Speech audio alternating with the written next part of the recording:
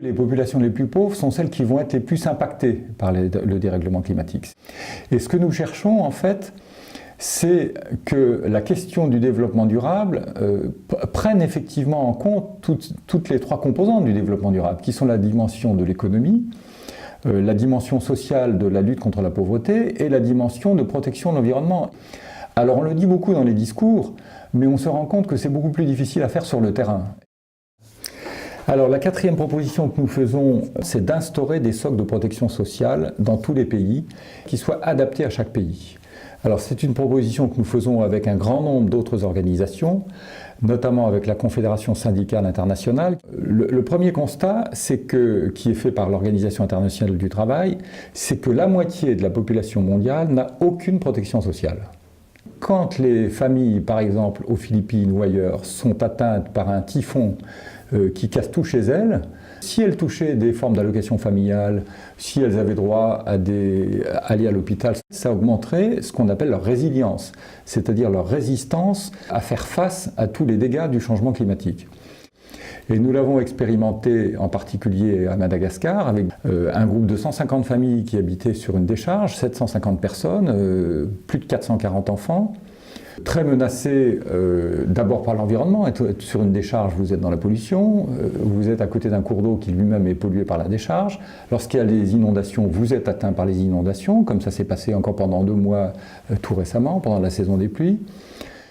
On a, avec les familles, fait un recensement exhaustif, parce que si on l'avait fait sans elles, on n'aurait pas repéré toutes les familles qui étaient là, parce que quand vous êtes sur une décharge, vous ne savez pas très bien si c'est habité ou si ça n'est pas habité, mais les gens, eux, savent bien qui est là ou pas. Et ensuite, nous avons passé un accord avec l'UNICEF, qui a financé le projet pour verser ce qu'on pourrait appeler des allocations familiales à toutes les familles, par le bureau de la Poste le plus proche.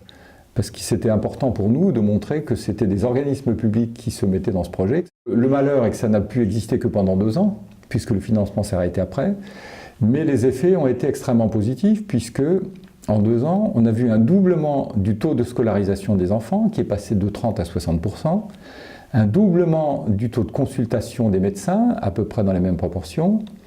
On avait mis en place des assistantes sociales pour que chacun puisse avoir des papiers d'identité, être déclaré à la commune. Parce qu'il faut savoir que lorsque le projet a démarré, 1/3 seulement de la population existait auprès des autorités communales. Les 2/3 n'étaient pas déclarés. Et ils ont investi eux-mêmes pour améliorer leur habitat, pour acheter des poules, des cochons, des canards, qui leur permettaient d'avoir des ressources supplémentaires en plus de la récupération qu'ils faisaient sur la décharge. Et que ça a augmenté considérablement leur possibilité de résistance au dérèglement climatique, aussi leur chance de promotion et de promotion de leurs enfants. Les pays les plus pauvres ne pourront pas tout seuls financer au démarrage une protection sociale, donc il faut les aider. Il faut que les institutions internationales, comme la Banque mondiale, comme les grands organismes tels que le Programme des Nations Unies pour le développement ou d'autres, et que l'aide au développement des différents pays riches viennent abonder des fonds pour la protection sociale dans ces pays les plus pauvres. Mais ça ne peut être que temporaire. Et qu'en même temps, les pays s'organisent pour mieux collecter l'impôt dans leur rang. Mais c'est évidemment un gros travail politique, un gros travail administratif aussi, à mettre en place pour qu'ils puissent trouver leur propre autonomie fiscale pour financer leur propre système de protection sociale adapté aux coutumes et aux formes de solidarité de leur pays.